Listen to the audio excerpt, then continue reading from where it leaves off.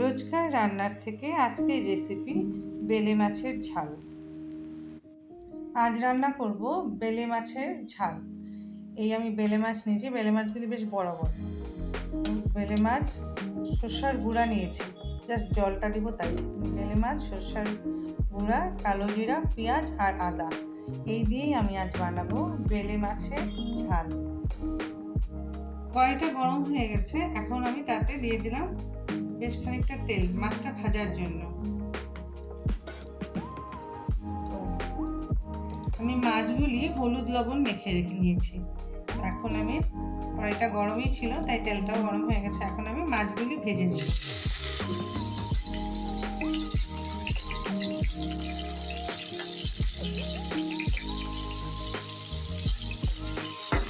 মাছগুলি আমি 2 পিস ভালোভাবে ভেজে নিই, কেন কি মাছটা নরম মাছ তো, একটু ভালো ভাজা না হলে ভালো লাগে না, তো নরম নরম লাগে। তখন আমি মাছটা ভালো করে ভেজে নিই।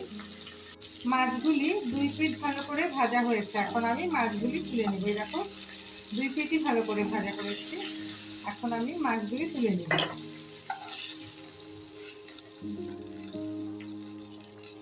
মাছগুলি তুলে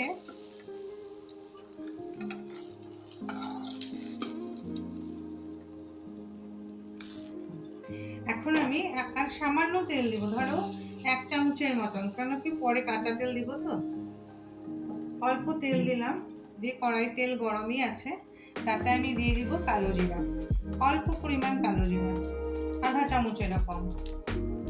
আর তাতে আমি দিয়ে দিব, এখানে আমি আদা আর পেঁয়াজ বাটা নিয়েছি, ওই যে মিডিয়াম সাইজের পেঁয়াজটা আর আদা আর পেঁয়াজ পেস্ট করে নিয়েছি। এখন আমি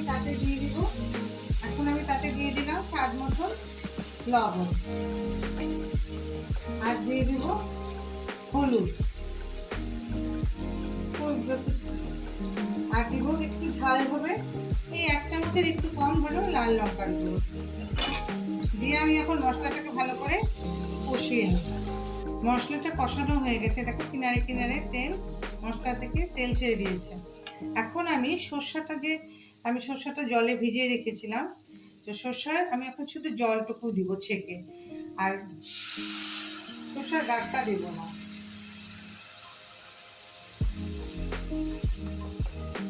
সর্ষার জলটুকু দিলাম,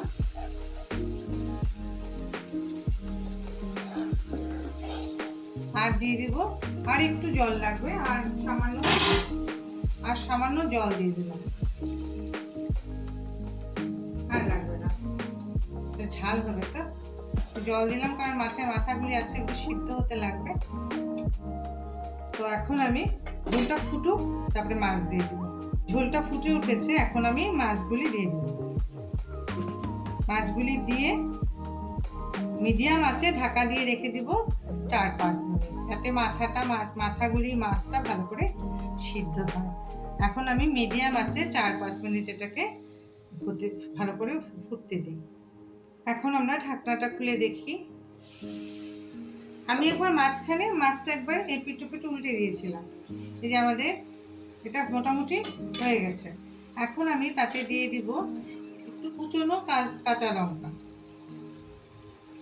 আর দিব একটু কাঁচা সরষের তেল, ধরো 1-1.5 চামচের মতন কাঁচা সরষের তেলটা দিয়ে দিলাম। দিয়ে এখন আমি গ্যাসটা অফ করে দিব, অফ করে দিয়ে ঢাকা দিয়ে রেখে দিব স্ট্যান্ডিং টাইম। এই আমাদের হয়ে গেল বেলে মাছের ঝাল।